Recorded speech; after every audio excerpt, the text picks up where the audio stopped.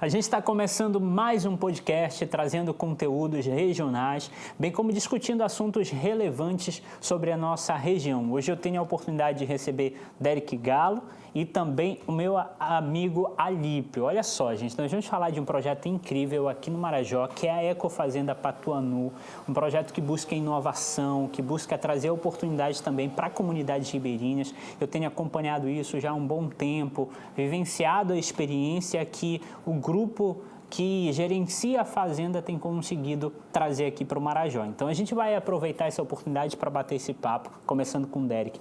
Derek, como foi que surgiu a Ecofazenda Patuanu e o grupo em si, a UE? Bom, obrigado primeiro por me receber, Marlon. Uns 5 anos atrás, quase, a gente começou olhando o Marajó com a ideia de trabalhar com fábrica de açaí. E aí a gente veio aqui, Breves, né, uma cidade, né, super importante dentro do Marajó. E aí, enquanto estava olhando isso, a gente surgiu a ideia, então, por que a gente não trabalha com plantio de açaí também, né? Mas não só no modelo tradicional de pessoa plantar muitos hectares de monocultura, etc. A gente pensou realmente em trabalhar com essa ideia da agricultura, chama de agricultura regenerativa, são agroflorestas, não? Então, são plantios que juntam açaí com vários outros cultivos para ter uma variedade bem maior. Então, a ideia foi de trabalhar, né, começando a plantar, né, que a gente integra as outras.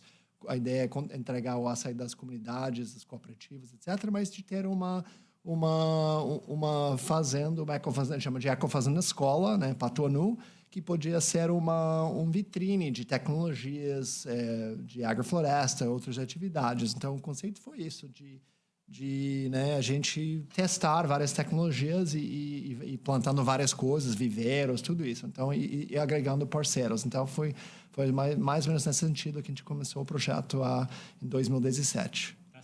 Olha só, para você que está me assistindo pelas redes sociais, pelo YouTube, a gente vai também mostrar imagens da Ecofazenda. Para você que está me ouvindo pelas plataformas de áudio, você pode entrar no nosso canal do YouTube Portal Marajó, ao mesmo tempo que a gente vai estar falando sobre os projetos. Como a gente tem bastante conteúdo de imagens lá da Fazenda, a gente vai aproveitar esse material também nas plataformas de vídeo para você ir entendendo um pouquinho da ilustração e tudo aquilo que a gente está falando.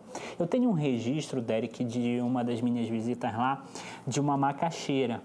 Essa macaxeira é quase que maior do que o rapaz que estava retirando a macaxeira. Como é que vocês desenvolveram isso? Como é que vocês conseguem aliar tanta produtividade sem destruir a floresta, sem derrubar, sem queimar? Que eu acredito que é o maior legado de vocês aqui para a região.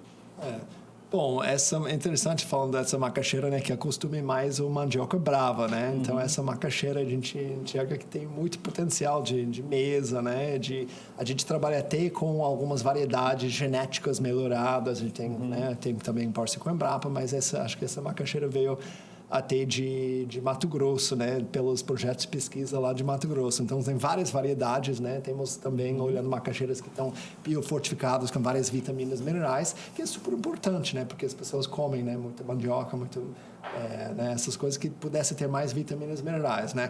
Mas o centro do sistema que a gente trabalha, que eu comentei antes, é aquela agricultura regenerativa. Então, qual que é o conceito dessa tecnologia? Basicamente, não precisamos queimar nada, é o contrário, porque quando você queima, você perde nutrientes, você mata todos aqueles micro-organismos que fazem toda a digestão dos matéria orgânica que vira o alimento das plantas, né? Então, a gente, nesse modelo dessa agricultura, foi até inspirado pelo Ernst, um suíço, um gênio que mora no Brasil há muitos anos. Então, essa metodologia que nos inspirou, né?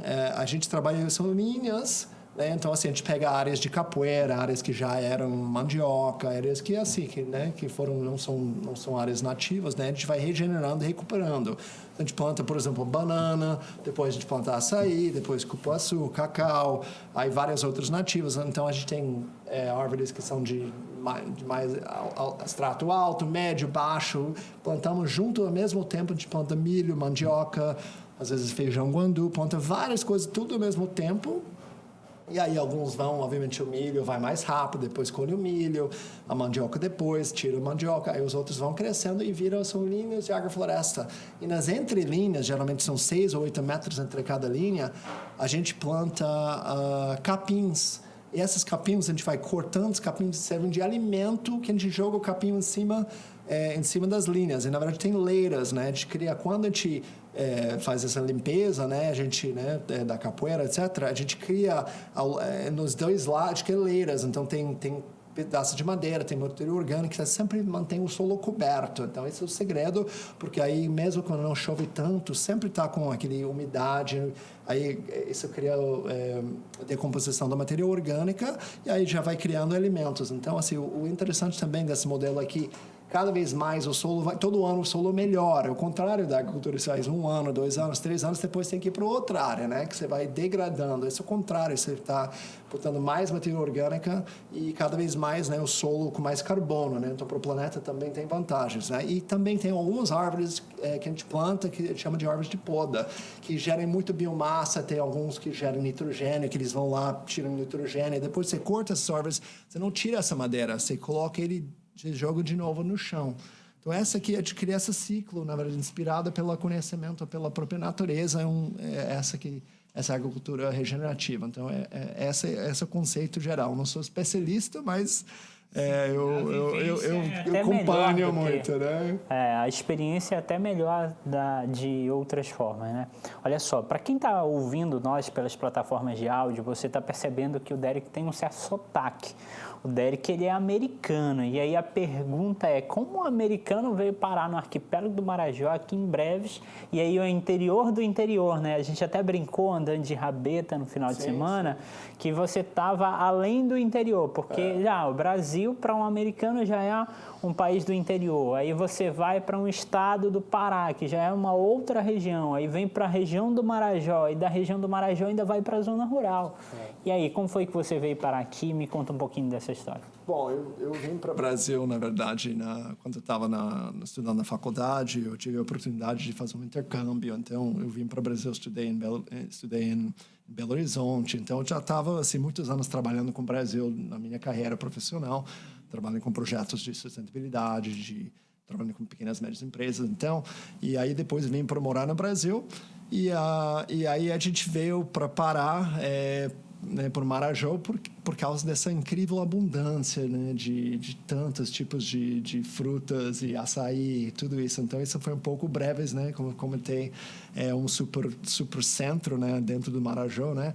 E aí eu brinco que, bom, eu sou da ilha de Manhattan, né, e que é a ilha do Marajó. Então, é ilha com M, eu estou em casa aqui, né. Então, assim, mas é uma ilha também, né. A gente só precisa ganhar o padrão de Manhattan aqui no Marajó, que aí seria muito bom. Os prédios são um pouco mais altos, mas aqui tem castanheiras muito altas também. Tem, né? bastante. Vamos reconhecendo, tá? Bora bater um papo aqui também com o Alípio, aproveitar que o Alípio está aqui. O Alípio tem uma história bastante legal que eu acompanhei. Hoje, Alípio, qual é a tua função na fazenda? O que é que você faz lá? Atualmente, prazer mais uma vez aqui a gente está se encontrando, né? Você que é o responsável pela comunicação e informação aqui no Marajó, satisfação em estar aqui no seu ambiente de trabalho, muito feliz pelo convite também.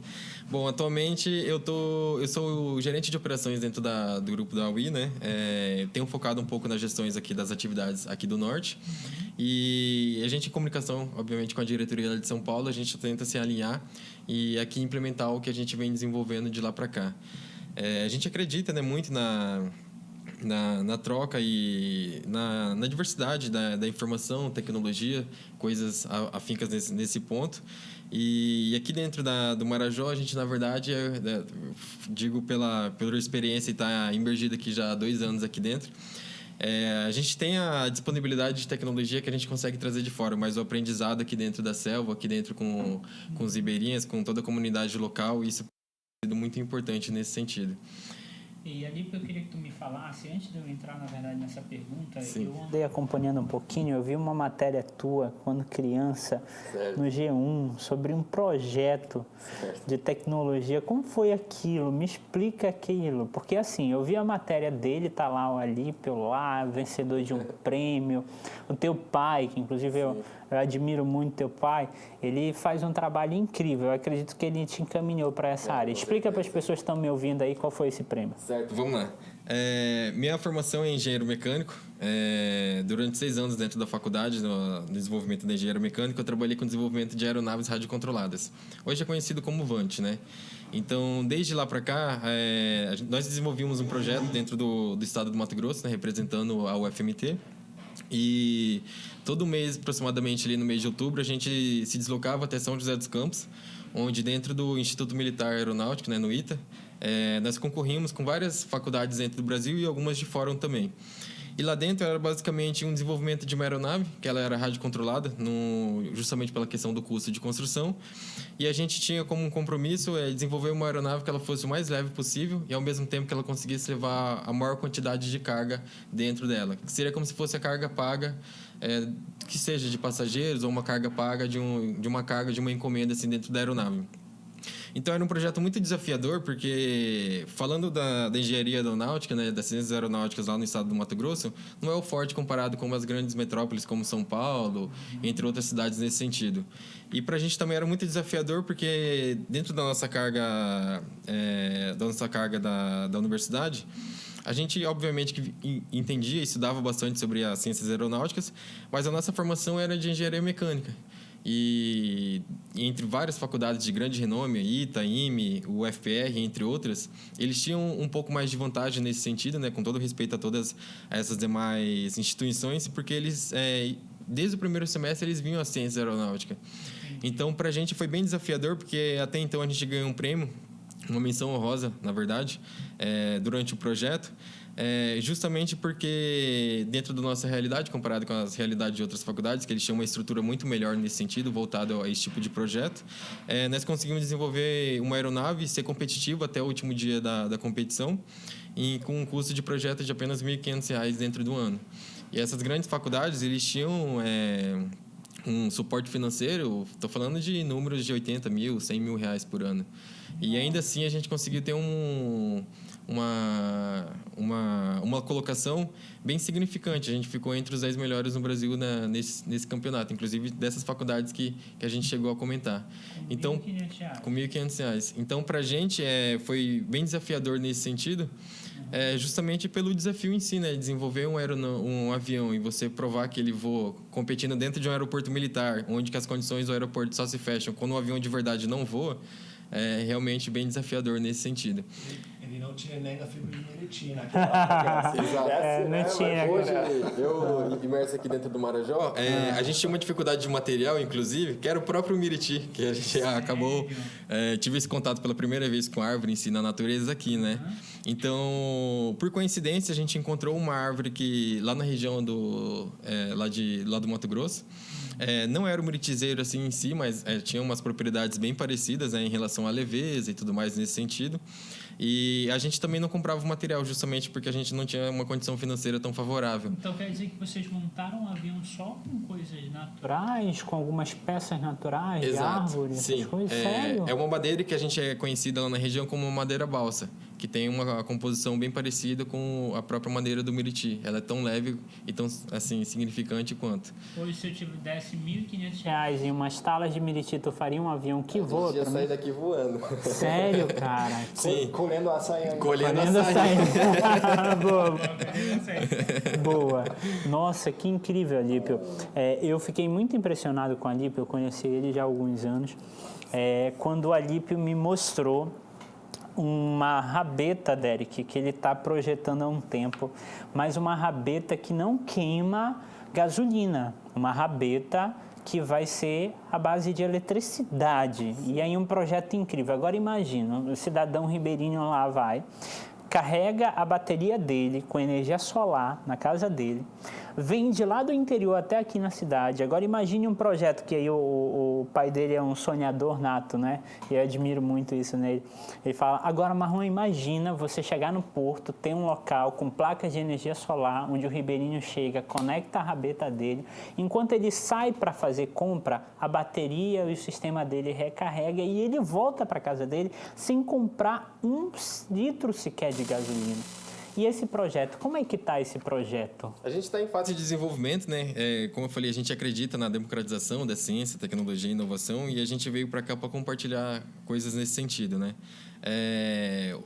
O nosso grupo em si, nosso corpo técnico é, digamos assim, é bem sonhador nesse sentido. E a gente busca soluções que possam, obviamente, nos beneficiar e, ao mesmo tempo, compartilhar esse tipo de informações com a comunidade local. A gente está em desenvolvimento, acreditamos que aí até o final desse semestre conseguimos colocar esse projeto aí em andamento e obviamente, também reduzir, né, o nosso consumo local em relação ao combustível e também a questão da emissão de poluentes nesse sentido, né? Que é o que vocês focam muito, né? Exato. Como é que funciona aquele ciclo de energia lá? Vocês têm parte da energia solar e parte da energia é um biodigestor? Como é que funciona? Sim. Dentro da Ecofazenda Patuanu é um local, como o Derek mesmo compartilhou agora conosco, uma Ecoescola Fazenda. Então, ali é basicamente um centro de pesquisa, no qual a gente tem apoio de pessoas como você, que nos ajudam com a questão da comunicação local, entre outras universidades nesse sentido, que nos compartilham como algumas aulas envolvendo os alunos locais com relação ao manejo florestal e coisas vinculadas às atividades que a gente realiza lá dentro da Ecofloresta. Um dos nossos projetos, na qual a gente tem em andamento lá, é o projeto de avicultura. Então, a Ecofazenda Patuanu, ela é praticamente integrada em todas as suas áreas nesse sentido. Dentro do projeto de avicultura, durante o desenvolvimento do projeto, a gente tem um material que é conhecido como a cama do frango. A cama do frango nada mais é do que a própria esterco da ave, misturado com um pouco de maravalha. Para quem não conhece, é um resto, né, de madeira ali durante a moinha que é isso aqui na região. Exato, a moinha. Então, de tempos em tempos, a gente realiza a manutenção dentro desse aviário. A gente retira esse material, que é um material orgânico, super rico nesse sentido, é levado para um local que é conhecido como biodigestor. E durante a farinha, que durante a produção da farinha da mandioca, que é um produto que é muito consumido aqui dentro do Pará, durante o processo de extração ali da prensa, ele libera um produto que é conhecido como tucupi. O tucupi, quando ele não passa pela sua quarentena, em que é, na verdade, um tempo que você consegue bloquear as toxicidades dele, ele é muito tóxico, porque quando você joga ele diretamente no rio, ele faz muito mal e contamina uma quantidade significativa de peixe nesse sentido. Então, a gente tem uma parceria com alguns produtores locais dessa farinha, na qual a gente incentiva eles a não jogar esse material diretamente no rio e que eles levem para nós e nós pagamos por esse produto. Justamente, o tucupi, com essa maravilha, que é junto com a cama do frango, nós inserimos ele dentro de um sistema conhecido como biodigestor. Ele produz um biometano, na qual é um biogás nesse sentido, que ele nos ajuda dentro da nossa cozinha em fazer as nossas refeições, inclusive fazer coisas que gastam mais tempo durante a produção da refeição, como o próprio feijão, a água que a gente esquenta para fazer o processo do açaí, para a gente poder bater. E justamente ele libera algo que é muito importante nesse sentido. Com essa integração do projeto, nós conseguimos absorver esse biometano, que ele pode ser utilizado dentro da cozinha, e nós também temos pretensão também de utilizar ele na própria geração dos geradores locais dentro da fazenda. Hoje nós contamos com o sistema de energia solar, justamente para a gente estar na proximidade da linha do Equador, então aqui é um local muito favorável durante o período de verão, né?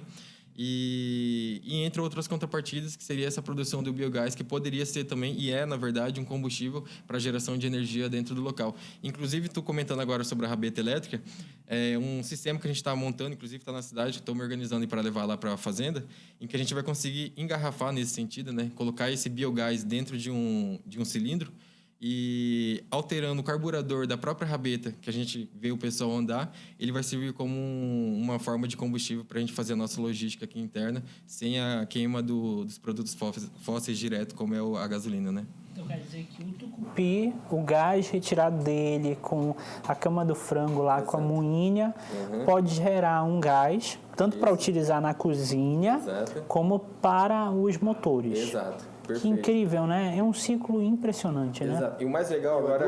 E o adubo ainda. E o adubo. Exato. E o mais legal agora, que é complementar aqui com o Derek havia falado aqui sobre a questão da agrofloresta, né, agricultura sintrópica, que para a gente também é muito importante lá dentro, ele gera um produto que é conhecido como biofertilizante, que é um produto super rico, caro se você for comprar por outros meios, né, pela internet, alguma coisa nesse sentido. E para a gente é muito importante para a gente inserir esse produto na agrofloresta, que ele apresenta uma qualidade bem significativa durante o desenvolvimento das árvores frutíferas, das árvores de poda e a própria natureza em si ali inserida naquele ambiente.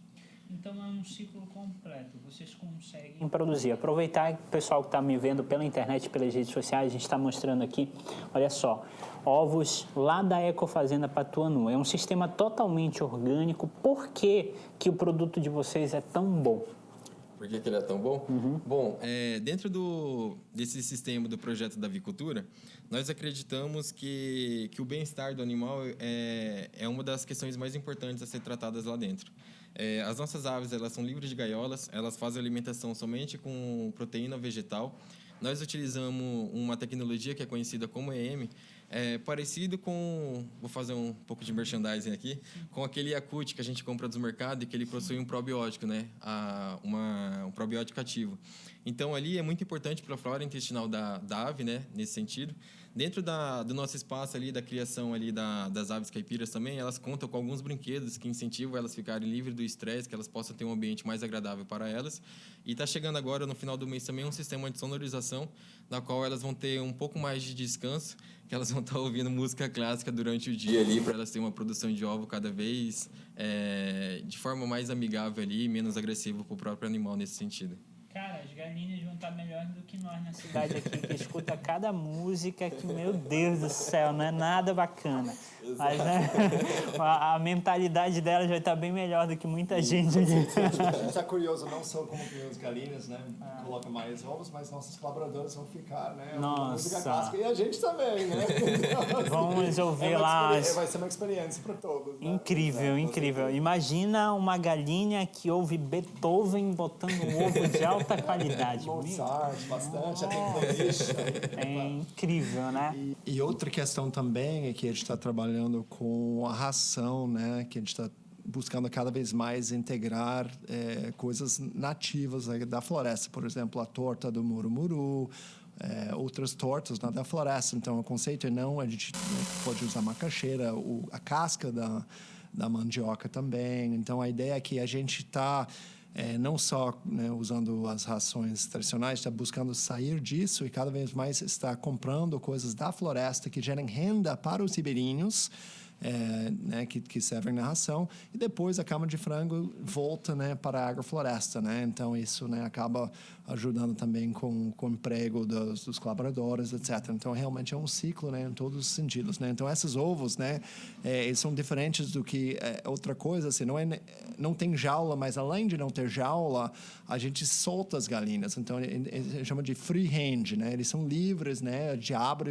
né, os aviários, né? Depois comem um pouco de ração, depois são soltas e aí tem os piquetes, as áreas de pasto que estão pastando, brincando, fazendo as coisas que as galinhas fazem. E agora estamos com até outra experiência que a gente vai começar agora nos próximos dias, que a gente vai soltar dentro da agrofloresta mesmo, que dentro das linhas de agrofloresta eles vão poder ir embaixo das árvores, em toda a agrofloresta. Então realmente, né, eles vão comendo os insetos, coisas aí, fazendo essa atividade que a galinha, por natureza, gosta de fazer. Então, por isso a gente chama de galinhas felizes, porque consegue exercer essas atividades que na natureza gosta de fazer. Entendi. Quem compra hoje um produto de vocês, seja dos próprios ovos caipira ou da Auen, quais são os principais benefícios e o que vocês buscam fazer com produtos que vocês normalmente gastam, entre aspas, muito mais para produzir do que no formato tradicional? O que é que vocês veem sobre isso? O que é que vocês pensam sobre isso? Um dos conceitos da UI, do Patuanu, é que os consumidores podem comer algo que faz bem para eles, né? Primeiro que é gostoso, né? Então, ovo caipira sempre tem, né, esse benefício de sabor, etc. Mas, assim, que faz bem para eles em termos nutricionais. Então, uma galinha está comendo essas coisas da floresta, tem mais vitaminas, tem mais nutrientes, tem uma questão energética, né, de uma galinha que está solto, né, que não está no convencional, está muito preso, está lá, né, então assim você não está carregando essa energia, né, dos animais, né. E ao mesmo tempo também você gerando impacto positivo, então você come uma coisa bem para você e também você está alimentando uma cadeia que envolve toda a questão de desenvolvimento de uma região rural, então você tem todo o apoio dos colaboradores, a ração que está comprado de coisas que apoiam os ribeirinhos, então com esse sentido você está apoiando toda uma cadeia, então esse é um pouco do conceito, faz bem para você e faz bem para todo o ecossistema. Nós estivemos visitando nesse final de semana passado, Derek, alguns colaboradores que aprenderam ideias e tecnologias dentro da fazenda e que hoje já tem no quintal de casa. Inclusive hoje no final de semana a gente achou alguém que não é mais um ribeirinho, né, Derek? Porque ele saiu das margens do rio, a gente anda aí cerca de 10 minutos, né, de 5 a 10 minutos para dentro da floresta e ele construiu a casa dele já às margens da roça. Para quê? Para que ele pudesse fazer um acompanhamento adequado de tudo aquilo que ele está produzindo. O que é que você sente no coração quando você vai visitar alguém que é um colaborador, que é um funcionário da fazenda e que leva essa ideia para frente e que a gente encontrou lá também a cunhada dele que já está aprendendo a não derrubar, que já está cuidando do meio ambiente e produzindo? Eu acho que isso para a gente é a maior felicidade, né? Uma coisa a gente fazer com toda a nossa estrutura, com os colaboradores, né? A gente sabe que, né, aí realmente é possível, mas assim, se a gente não conseguir replicar, não é uma coisa que vai escalar, né? Então a gente fica assim com muita felicidade, gratidão de ver os colaboradores com todos os desafios que eles têm, eles conseguirem replicar, mostrando que esse modelo é viável, que eles aprendem, né? Eles para não queimar a roça, então que eles conseguem, né?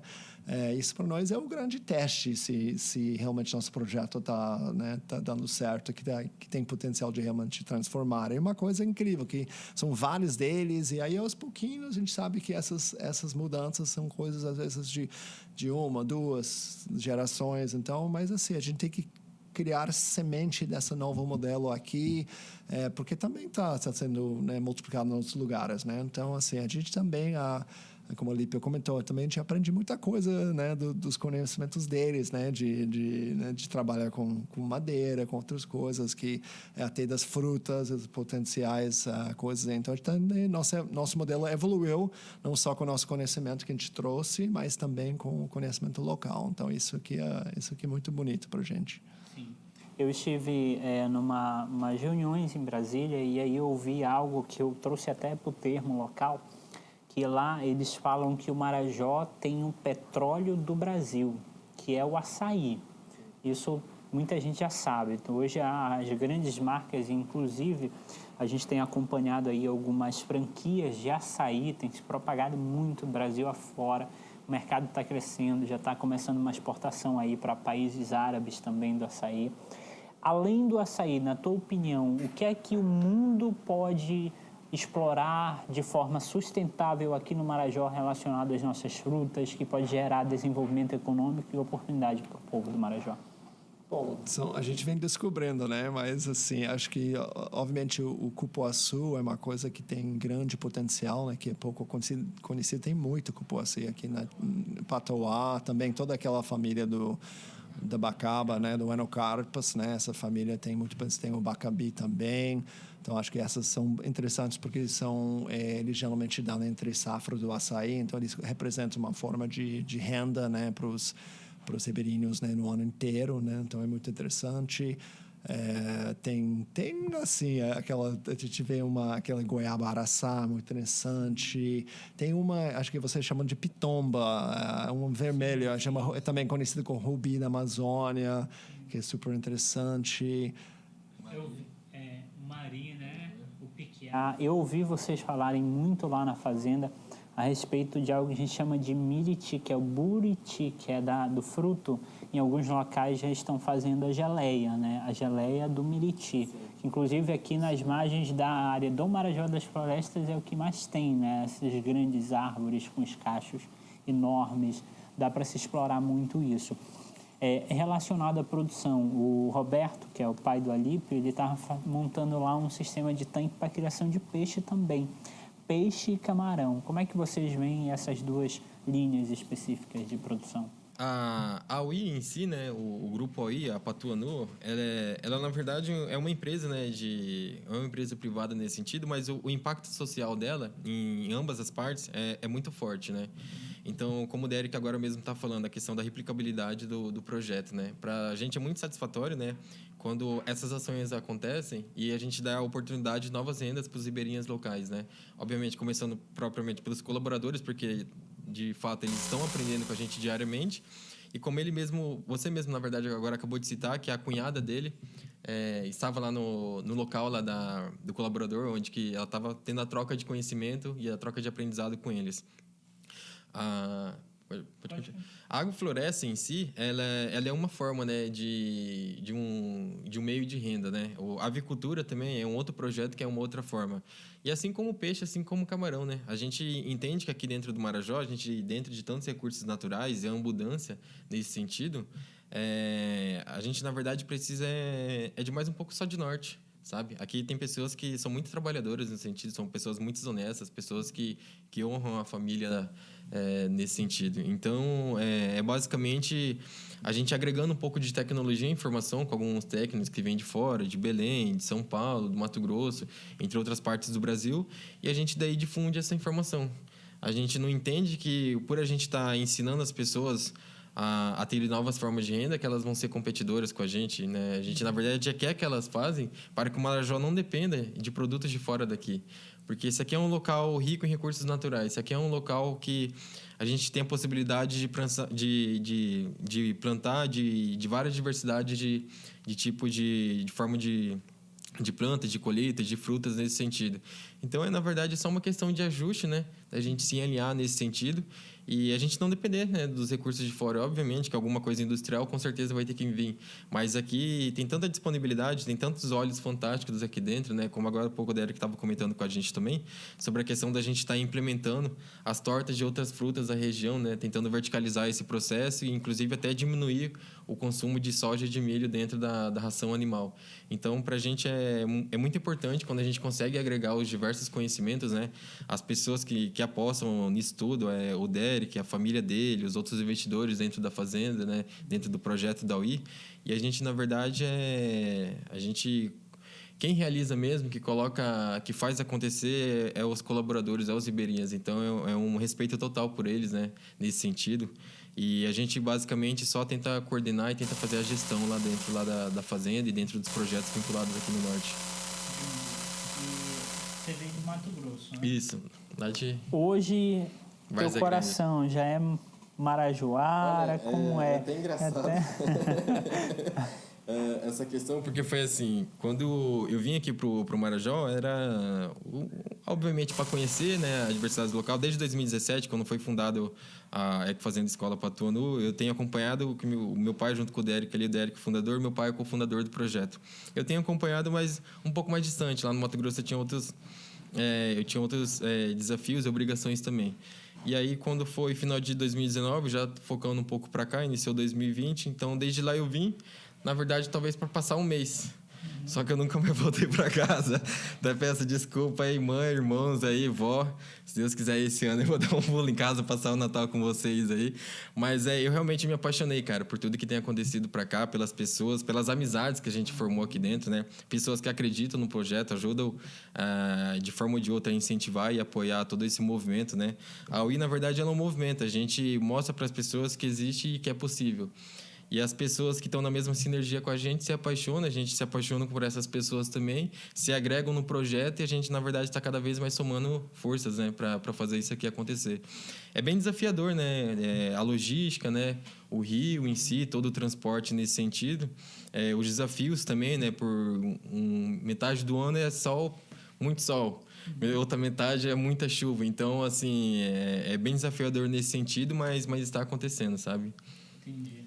Hoje, o que é que vocês acham que poderia ser um diferencial para o Marajó? O que é que você conhecendo essa realidade de estar imerso aqui hoje, o que é que você acha que, se acontecesse no Marajó, poderia ser um divisor de águas? Isso numa visão geral, assim, para a comunidade, para desenvolvimento regional. Porque hoje eu converso com muita gente de fora, vem aqui e a gente vai fazendo amizades, vai ouvindo outras visões, e algo que sempre me marca é quando as pessoas dizem bem assim, cara, vocês moram num local tão rico, por que a população é pobre? É uma pergunta que é difícil de se dar, Derek. Muito difícil, muito difícil. Se nós temos tanto, se nós temos alto poder de produção, se nós temos uma população incrível, nos falta alguma coisa. E na tua visão, o que é que nos falta? Cara, aqui eu acho que talvez seja um pouco mais de política pública séria, de forma alguma querer apontar dedo nesse sentido, né? É só uma visão bem ampla, né? Aqui, por a gente ter tantos recursos naturais, é quase que inadmissível. Última vez, não lembro de quando que é, eu posso talvez estar falando um número que não seja verdade, mas eu lembro de ter visto uma pesquisa que dentro de todos os municípios do Brasil, os 3 piores, de forma que dentro lá do IDH... Eles estão no Marajó. Eles estão aqui. Os 58 estão aqui, infelizmente. Então, assim, a gente fica meio sem entender. Porque como que um local tão promissor, com tantos recursos naturais, com toda essa diversidade aqui dentro, a gente consegue deixar isso falhar, né? Então, a gente, na verdade, eu acho que... Fico até meio que sem palavras assim para dizer e apontar coisas nesse sentido, mas... É só uma questão, talvez, de união, de ajuste, de alguma coisa do tipo, de coisas um pouco mais sérias, né? Sair um pouco do palanque e descer um pouco para a comunidade, entendeu? Fica difícil eu, que vim de fora, falar o que é melhor para o Marajó. Sim. Mas, ao mesmo tempo, eu consigo ver alguns pontos e que a gente pode melhorar nesse sentido. E até mesmo, né, trazer empresas sérias aqui para dentro, né? Sim. E depender um pouco menos de política pública nesse sentido, porque é inadmissível a gente, né, ter essa quantidade de miséria, essa quantidade de fome, essa violência aqui dentro. Eu acho que são fatores que empresas sérias aqui dentro, que elas poderiam melhorar a realidade do Ribeirinho e também deixar de explorá-las, né?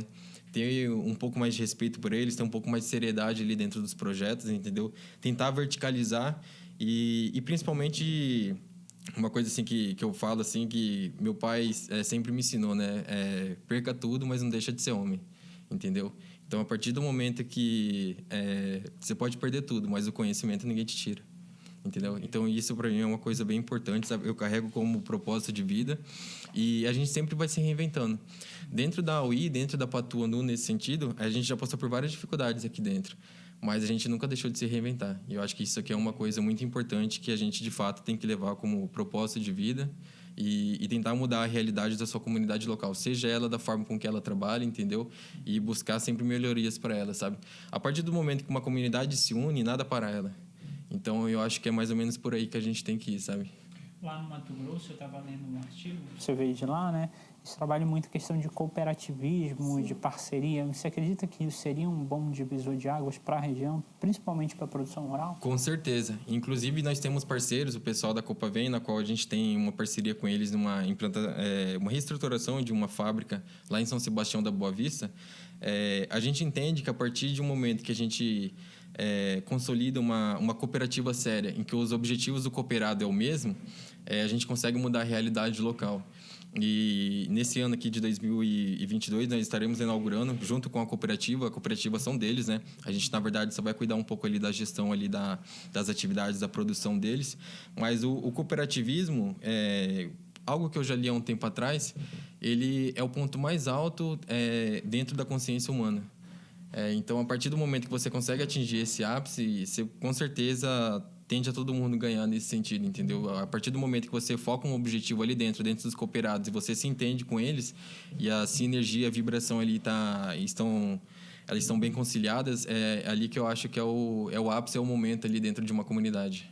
Muito bom. Poderia falar um pouquinho justamente sobre isso, porque você já andou muito, viajou vários países do mundo. O que é que você acredita que seria incrível para o Marajó, para o desenvolvimento, para a sustentabilidade, que afinal o nosso papo hoje está muito para essa questão? Porque, cara, o que hoje vocês estão fazendo, gerando dezenas de empregos, ensinando, trazendo novas tecnologias, é incrível.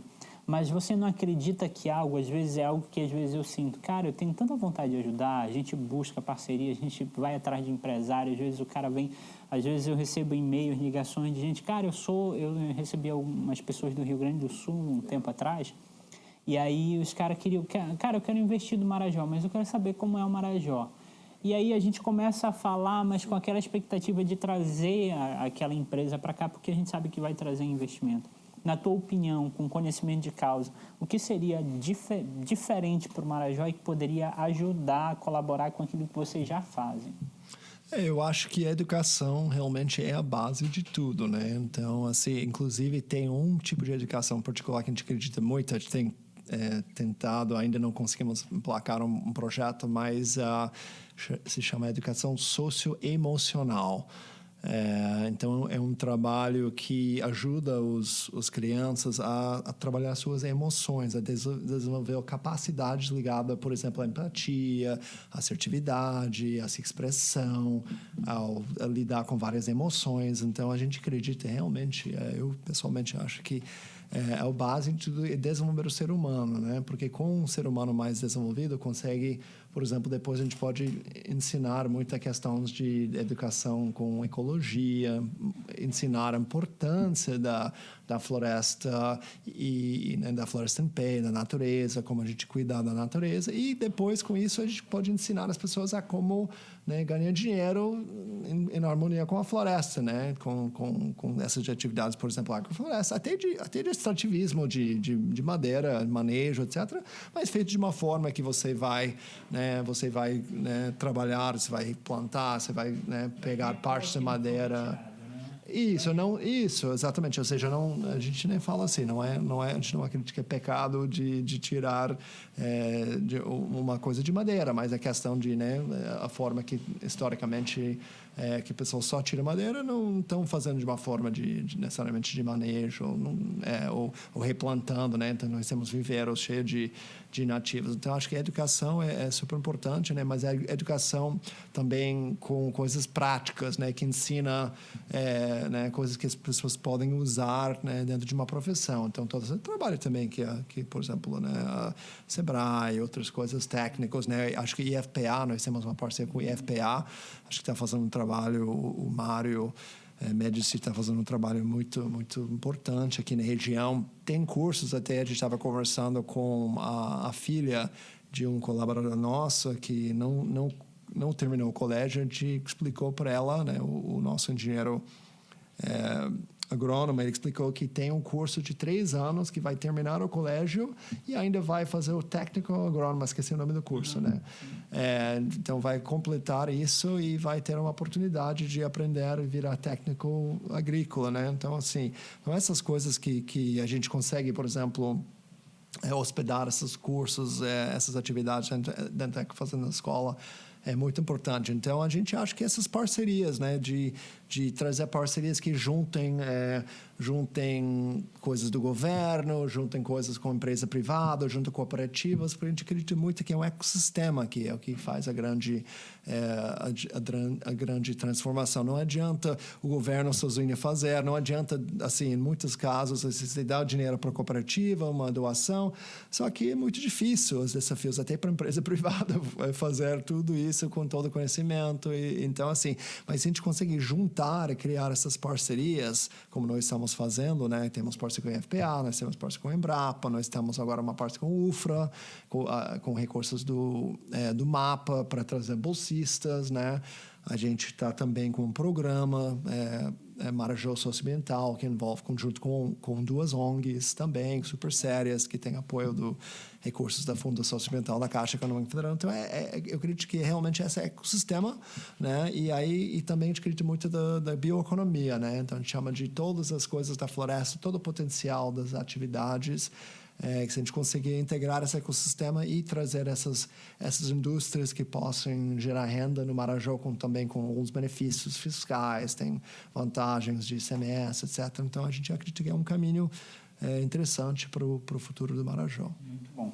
Hoje, o principal produto de vocês é os ovos, mas o que é que vocês têm já no mercado produzidos aqui no Marajó? Principalmente temos os ovos, né? A gente está preparando para ter outros produtos. A gente tem bananas também, a gente tem farinha que estamos fazendo também e a gente tem outro projeto de uma indústria, na agroindústria, que, né, para processar polpas, né, e depois outras coisas de mais valor agregado. Então, os próprios cremes, os mixes do açaí, de outras frutas. A gente está vendo, futuramente, a gente pode trabalhar com outros produtos de óleos também, de várias sementes, fazer óleos também. Então, assim, temos, né, a gente está ainda nessa fase inicial, estruturando a base do projeto, mas nosso sonho é realmente poder integrar várias dessas agroindústrias, etc., e realmente ser uma solução para o ribeirinho no sentido de parceria, que nós temos via nosso programa, a gente consegue apoiar, entrar com treinamento, com assistência técnica via os programas para as cooperativas, para os ribeirinhos e apoiar eles a produzir, né? E aí também a gente pode estar, né, comprando e processando, agregando valor para eles. Então, esse é um pouco do conceito, né? Eles não necessariamente precisam se preocupar com a gestão de uma fábrica, com toda a parte de comercial, escoamento, de exportação. São coisas bem complexas, mas talvez o ribeirinho pode ser ribeirinho, né? Ele pode estar lá, né, plantando, fazendo manejo, aproveitando, e tem muitas coisas, né, que normalmente tem pouco comprador. Talvez tem comprador para açaí, mas nem sempre tem as outras frutas e tal. Então, a gente pode simplificar a vida dele e também ajudar ele com outras coisas, aí trazer tecnologias também para melhorar a vida, seja tratamento de água, seja um sistema de energia solar, etc. Ou seja, ser um parceiro que traz essas tecnologias, essas soluções para integrar e melhorar a qualidade de vida deles. Entendi. Hoje, quem quiser consumir os ovos de vocês, até mesmo experimentar pela primeira vez, onde é que tem e quais são os municípios que vocês pretendem entrar aqui mesmo na região? E como é que faz para entrar em contato com vocês para, de repente, até mesmo ter essa oportunidade? Porque hoje a gente tem audiência de todas as cidades aqui do Marajó, tem de outros locais também. Como é que a pessoa faz para ter acesso aos ovos de vocês? Bom, nós temos nosso Facebook do Patuanu, Ecofazenda Escola Patuanu. Também tem o Instagram da Aui Superfoods. A gente vendemos em algumas lojas aqui em Breves, né? Então, estamos no Sireni, no supermercado Aurora. Aurora. As comunidades locais ali, o pessoal da estrada, eles têm comprado bastante produto nosso e revendendo também. Isso tem sido bem importante, tanto para a gente quanto para eles, ter acesso de um produto de qualidade nesse sentido. Outras cidades próximas aqui, Curralinho, Melgaço, já fizemos comercialização para esses locais também. E agora que estão começando a entrar em Belém. Em Belém, nós estamos no Rede Amada, nós também estamos no Econômico MM, nós estamos no Moinho Central e também a gente está no Casa Natural dentro do Shopping Boulevard, e nós estamos em discussão com algumas outras redes aí conhecidas aí para fechar. Também tem um restaurante que está usando os ovos dentro das massas da família Cecília, conhecida em Belém. Então, a gente pretende entrar em mais algumas redes, né, relativamente novo, que a gente conseguiu a licença para poder vender em Belém. Entendi. Eu fiz uma pergunta para você em um conteúdo que a gente preparou para o Eco Record, que inclusive eu queria aproveitar essa oportunidade para te avisar. A gente vai exibir o conteúdo em rede estadual pelo um quadro da Record TV, que é o Eco Record, sobre meio ambiente. A gente vai apresentar a Ecofazenda Patuanu em rede estadual. Legal. Eu consegui essa confirmação ainda agora há pouco. E aí a gente já só vai ver o dia da entrada. E aí nessa matéria eu fiz uma pergunta para você que eu queria que você me respondesse aqui para esse público, que ele é diferente. Quando você for, o que é que você quer deixar?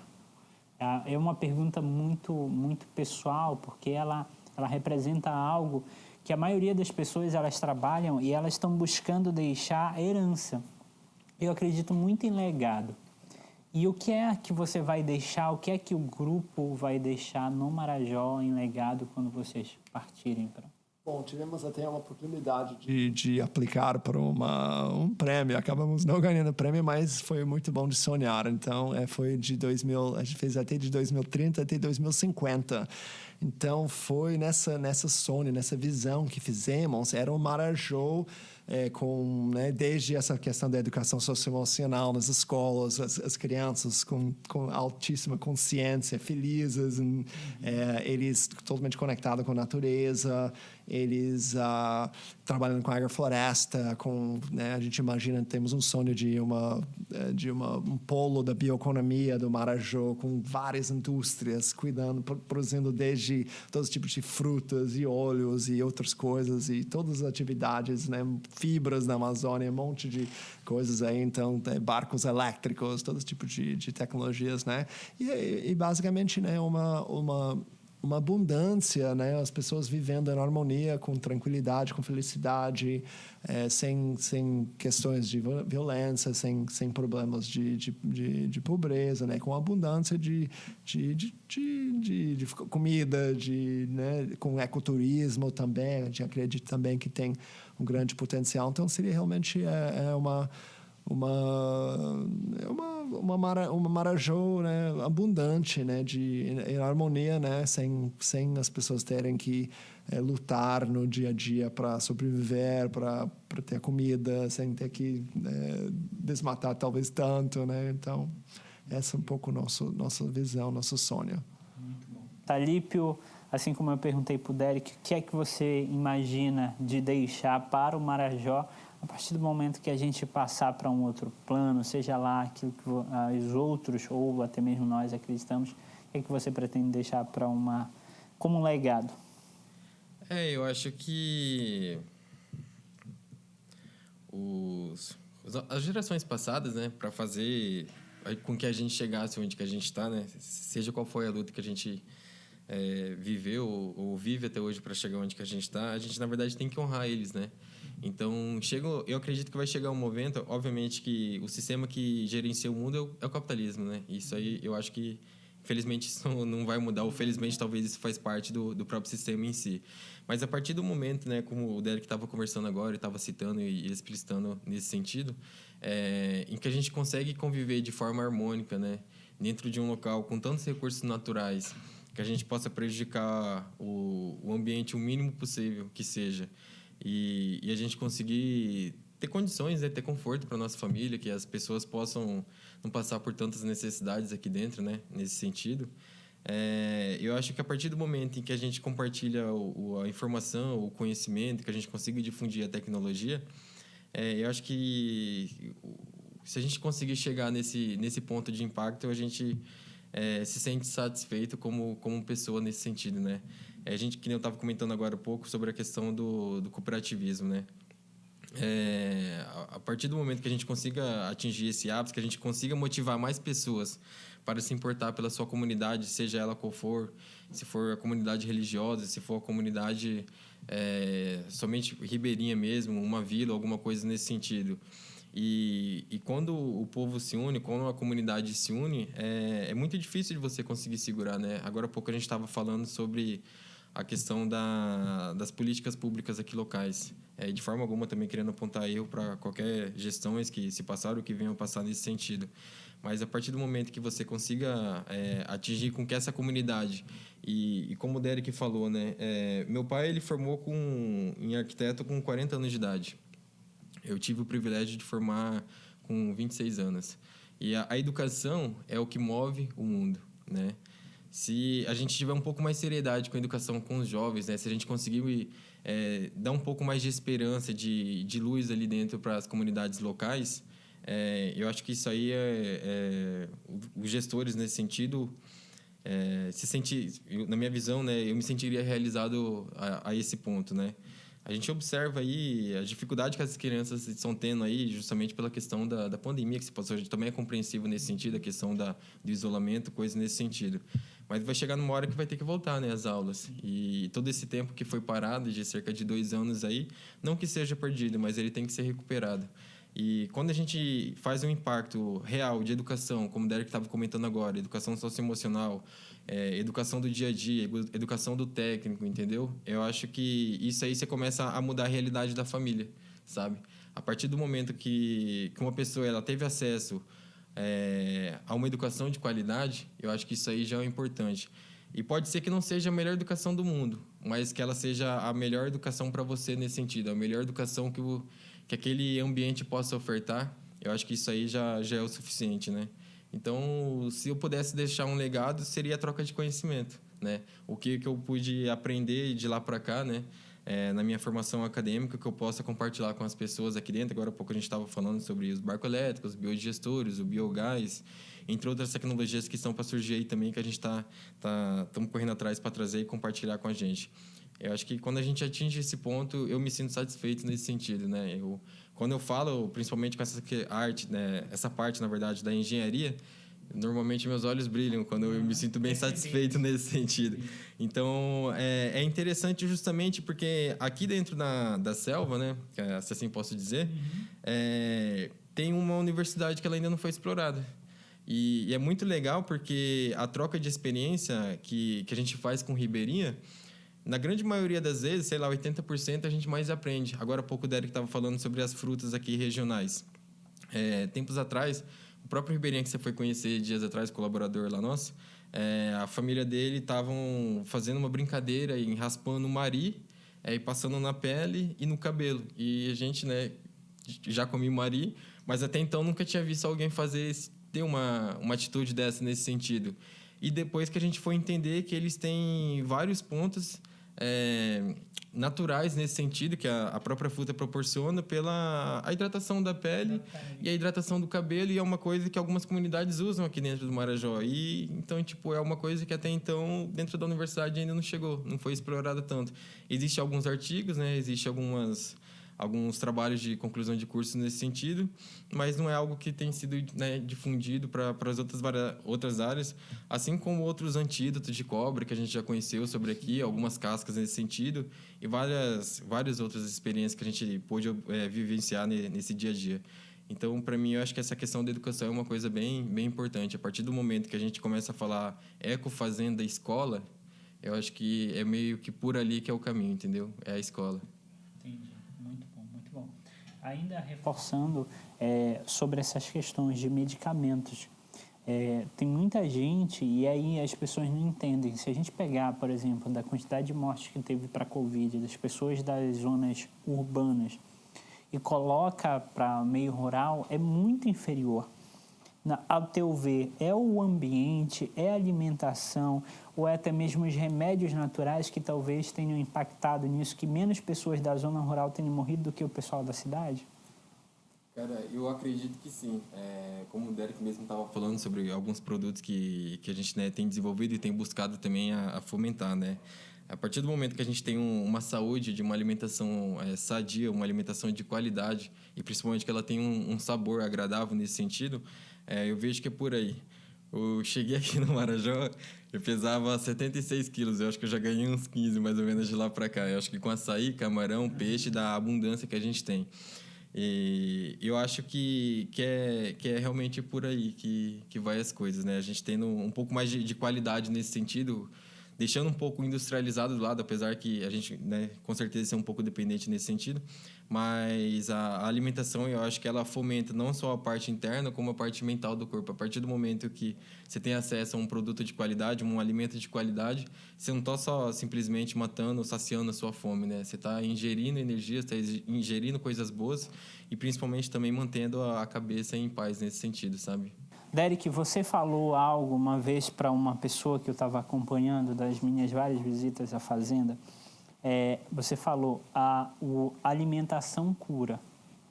Alimentação cura. Né? Relacionado à mesma pergunta que eu fiz para o Alípio, você acredita que a quantidade de pessoas que morreram no interior em razão da Covid foi bem inferior ao meio urbano? Você acredita que isso se deu, sim, em razão da alimentação ou do ambiente, ou, de repente, de algum cuidado específico que o ribeirinho tem e aquela pessoa que mora da cidade, de repente, não teve? Como hipótese, eu imagino que sim. Eu acho que é uma combinação de várias coisas, né? Até do estilo de vida, mas, assim, as pessoas, eu acredito com certeza que quem está comendo coisas mais naturais, com cheio de vitaminas, com minerais, com os antioxidantes que essas frutas, essas coisas têm, o açaí. Eu sei de vários casos de pessoas trabalhando com alho, com cúrcuma com gengibre, até comunidades indígenas na Amazônia, tratando usando esses protocolos e tendo incríveis respostas para né, se proteger, ou melhorar a sua imunidade. Então acredito que assim as pessoas que realmente estão nesse movimento aí, comendo bem na natureza e tudo, com certeza isso vai fortalecer a sua imunidade e se proteger.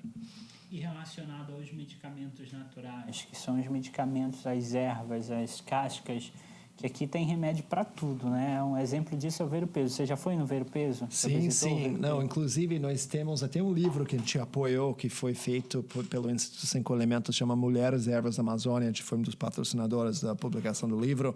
É um programa que tem vontade de trazer aqui para o Marajó e reaplicar. Que é incrível, que conta essas histórias dessas mulheres de várias plantas nativas que elas usem, que tem tantas utilidades. Então, realmente, isso é outra coisa que a gente acredita muito, né? Que até de higiene pessoal, tem várias coisas, então, que a natureza tem, e são coisas né, que podem ser preparadas, não tem custo, são coisas assim que são da floresta, tem várias plantas, a gente chama de punks, não são plantas alimentícias não convencionais, que crescem naturalmente, que podem comer, as pessoas não sabem, então tem muito conhecimento, né? Que talvez seja outro legado que a gente possa deixar de ajudar a descobrir, ajudar os próprios ribeirinhos a nós ensinar, mas ajudar isso a ser, né, replicado, e ser formalizado, seja colocado nos livros, etc., né, como por exemplo, esse livro das Mulheres e Ervas da Amazônia. Muito bom, já recomendamos a leitura e aproveitar já esse espaço. Derek, da última vez você fez uma misturada para mim que eu adorei. Eu cheguei em casa e eu fiz a mesma coisa. Lá na Ecofazenda, eles plantam uma banana que eu falo que é a banana mais doce que eu já comi na vida. Aquela pequenina, sabe como é o nome dela, Lípio? Não sei sim como é o nome dela. É uma pequenazinha, tá? Ela tem uma casca bem fininha, mas aquela banana, quando ela tá bem amarelinha, é muito doce. Então, quando eu saí de lá, eu ganhei do Diego uma porção lá de banana, coloquei na mochila. Eu cheguei em casa e tinha um cupu, só a massa, a polpa. Só que o Derek, lá na fazenda, ele decidiu inovar. Ele disse, mas rapaz, e o caroço? O pessoal joga fora o caroço. Então, ele pegou o cupuaçu com todo o caroço, jogou no triturador até ficar o caroço bem fininho. E aí pegou e jogou a banana dentro. Só que a banana não é qualquer banana, né? A banana é da Ecofazenda, não é qualquer uma que vai funcionar. Né? É uma banana orgânica, doce, que é um absurdo. Os diabéticos já não podem nem comer. Na verdade podem, né? Que é algo natural. Tem fibra. Tem fibra também. E aí eu peguei a banana, só que só dessa vez sem o caroço, que já tinha tirado só a polpa do cupuaçu. Coloquei a banana e bati nele pastoso. Meu amigo, você não tem ideia de como isso é gostoso. Então, para você ter a mesma experiência, só serve a banana da Ecofazenda lá, que é docinha demais.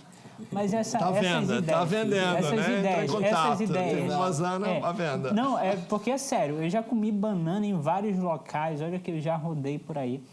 E aí, eu sempre falo, desde a primeira vez que eu comi com o teu pai, com o Roberto lá, isso eu acredito que 2018, por aí, ou 19, eu estive lá e aí ele me deu daquela banana. Aí eu sempre falo que a banana mais doce da vida é da Ecofazenda lá, porque é um negócio orgânico, é natural e tem todo um cuidado.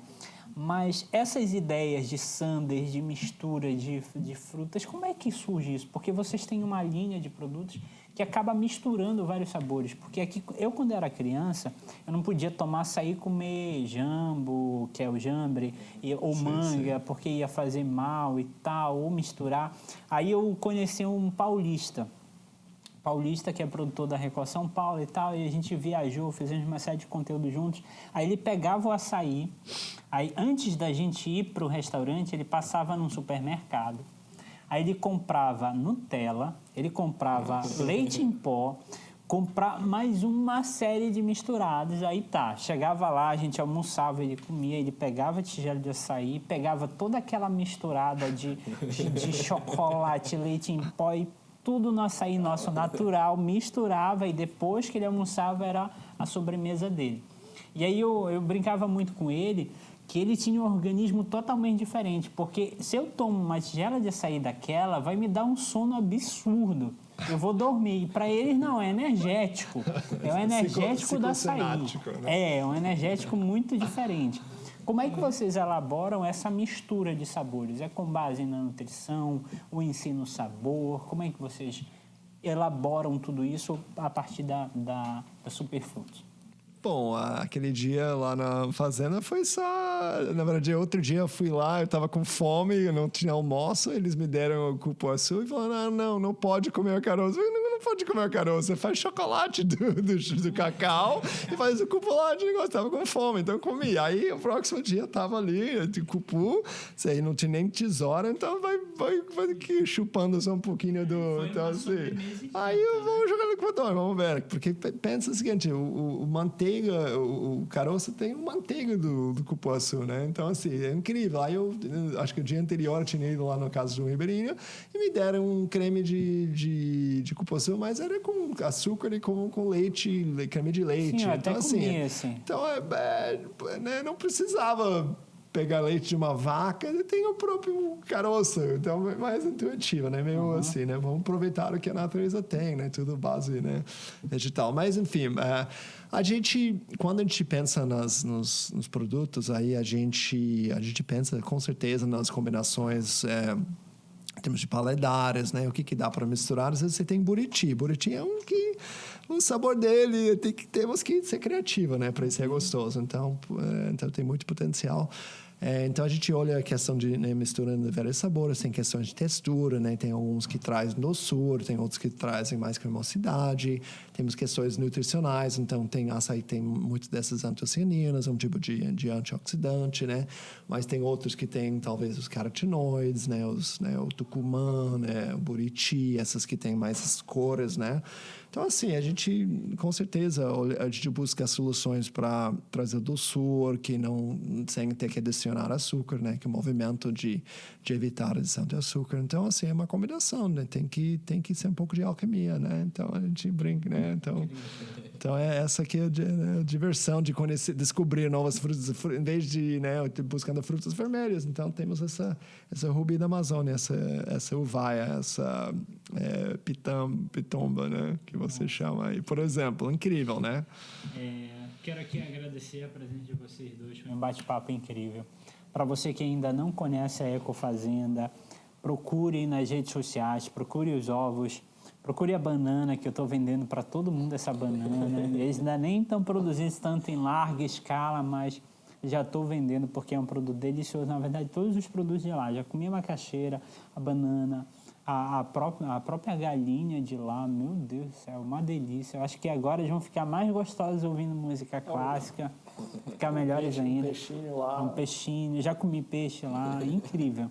Então, procure nas redes sociais a Ecofazenda Escola Patuanu e a Whey Superfoods. As considerações finais, o que é que você tem a dizer para a população do Marajó, para o nosso povo, para aqueles que estão nos ouvindo e que acreditam que é possível, de alguma forma, construir sustentabilidade, desenvolvimento econômico sem distribuição do meio ambiente? Claro. Bom, esse projeto, né, tem sido um sonho, continua sendo um sonho, né? A gente está continuamos sempre com muitos desafios, mas tem algo maior, né, que nos move, uma visão de realmente um Marajó abundante, né? Um Marajó, né, com muita felicidade das pessoas, com harmonia. Então a gente acredita, né, muito no povo marajoara, na cultura marajoara, de ajudar a valorizar, resgatar essas culturas tradicionais. E aqui é uma terra abençoada, então é só a questão da gente se organizar, né? A gente se juntar e a gente conseguir criar um futuro para esse arquipélago, né? Cada vez mais bonito, né? Então, como a gente fala assim, é isso, aui. Isso, aui. Tá certo. E aí, Alípio, o que é que você tem a dizer? Desde já, muito obrigado, meu amigo, pela participação aqui com a gente. A gente que agradece o convite, agradece o espaço aí, toda essa questão da comunicação que você tem feito aqui no Marajó, a troca de informação, de conhecimento, as amizades, as pessoas que você tem nos apresentado também, para a gente tem sido muito importante, né? Não foi ontem que a gente começou com essa relação, já tem um tempo e acredito que dure enquanto estivermos aqui nesse plano, com certeza. Agradecemos também as pessoas locais aqui, né, da própria ilha, aqui de Própria Breves, os comerciantes locais, os empresários que têm nos apostado, têm buscado parcerias também, os próprios clientes que acreditam no projeto, né? No fundo, não é a Oi que está vendendo um produto, né? É o trabalho do Ribeirinha que está sendo valorizado e que a gente tende a expandir cada vez mais. Para a gente é muito importante essa energia, esse movimento aqui integrado conosco, as cooperativas que também têm nos aberto as portas aí para a gente avançarmos com projetos que já estão existentes, outros que estão a surgir também. A gente tem uma satisfação muito grande, né, da gente ter sido recebido de uma forma tão calorosa desde 2017 para cá, e desde então a gente tem construído uma amizade muito forte com as pessoas locais aqui, e isso eu acredito que seja um dos pontos mais importantes, né? O Derek é americano, não é do Brasil. Eu não sou paraense, sou do Mato Grosso.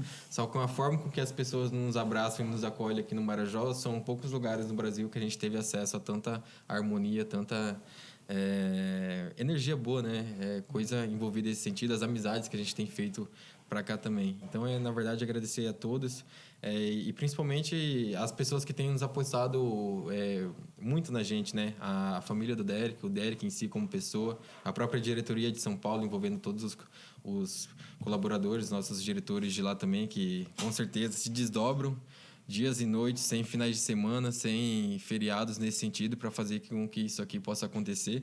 E as pessoas que têm aberto as portas aqui, assim como você e toda a sua equipe, a gente deixa os calorosos abraços para vocês. Em uma oportunidade próxima, vamos levar a galera para lá também, para a gente tomar um banho de rio. Levar eles para passar um final de semana. Com certeza, isso é mais do que justo. Toda vez que a gente vai para lá, a gente consegue aproveitar um pouco da natureza em conjunto. E como o Derek falou, né? É isso aí. Isso aí. Gente, obrigado mais uma vez, pessoal. Muito obrigado, tá, por acompanharem. A gente vai deixar esse conteúdo nas redes sociais, também no YouTube e em todas as plataformas de áudio. Você consegue conferir tanto conteúdo na íntegra, como os cortes dos temas específicos que a gente bateu esse papo aqui. A gente se encontra na próxima semana.